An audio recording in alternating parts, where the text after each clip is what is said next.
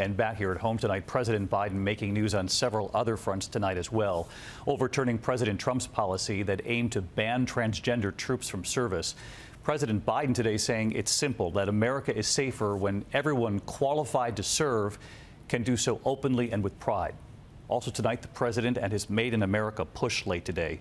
And what he's now saying tonight about his $1.9 trillion COVID relief plan, which includes help for families, checks for some Americans, help for small businesses, how he plans to get Republican support. And if he doesn't, the president is asked, what then? Does he move forward without them?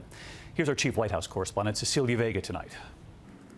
Tonight, President Joe Biden signing an executive order reversing his predecessor's ban on transgender troops serving in the military. One of 23 executive actions he's taken so far aimed squarely at rolling back the Trump agenda. And what I'm doing is enabling all qualified Americans to serve their country in uniform. And today, signing another order pushing the federal government to buy American and to publicly explain their reasoning if they decide to buy foreign. The previous administration didn't take it seriously enough. Federal agencies waived the Buy American requirement without much pushback at all.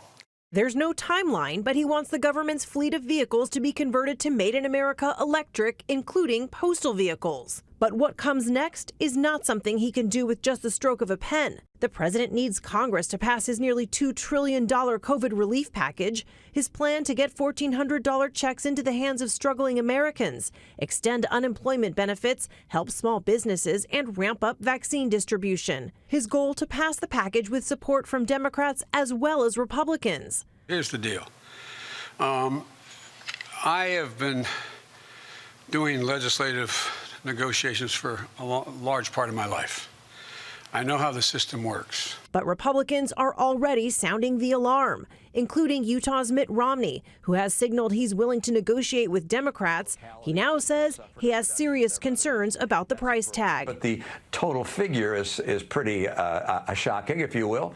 And the idea that we need a stimulus is a little hard to understand. And there's already resistance from Democrats, too, who say they should use their narrow Senate majority to push through Biden's plan now, with Vice President Kamala Harris casting the deciding vote. But what we cannot do is wait weeks and weeks and months to go forward. We have got to act now. So let's get right to Cecilia Vega, our chief White House correspondent tonight. And Cecilia, President Biden saying today that we should know within a couple of weeks whether he will be able to get Republicans on board with his plan.